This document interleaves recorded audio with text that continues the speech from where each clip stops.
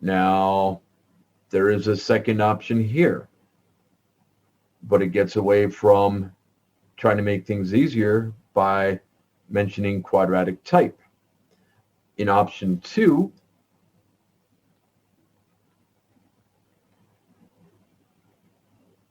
if I use what x to the negative 2 and x to the negative 1 mean,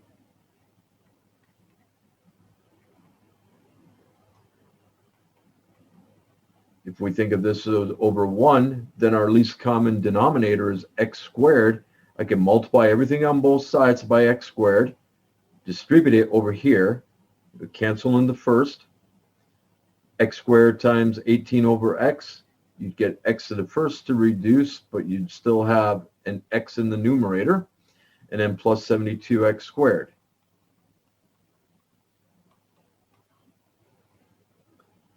So now we have the same variable, but we've made it into a quadratic equation. And if I put that in descending order,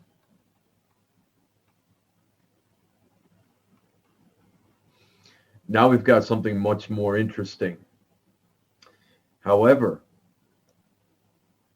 if you multiply the lead coefficient of x, the coefficient of x squared, often called a, by the constant, often called c,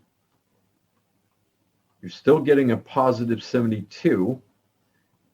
And if you follow up by factoring by grouping, you still want those same two numbers to add up to negative 18. And negative 6 and negative 12 still do the job. What we have to do then is split up that middle term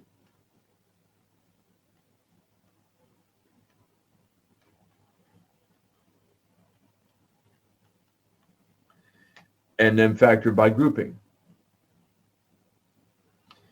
On the first group, I can factor out 6x to the first from both terms, and that would leave me with 12x minus, oh, that was supposed to be minus 12x there, sorry.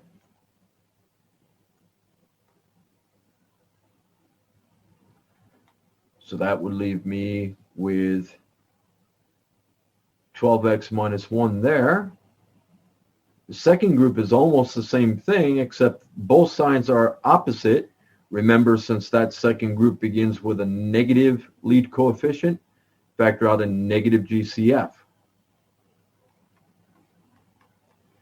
12x minus 1 is a factor of both groups. And what it was multiplied to in each group, the 6x and the minus 1, put them together, and that's our other factor.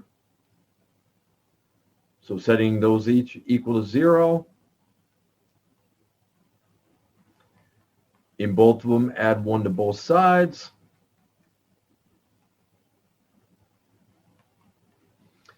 And then divide by the coefficient of x to get x alone. And just like in example 3, I personally believe that recognizing something's of quadratic type when it is of quadratic type would be something a lot simpler than taking what the x to the negative 2 and x negative 1 to the negative 1 meant right off the bat and trying to rewrite it, winding up just like in example 3 with some bigger numbers and probably some more steps to deal with. That's all for now. Hopefully that's helped. If it has, please click like on the video, subscribe, and if you know anybody else that's needing to get more help with algebra, share. Thanks, and I'll see you next time.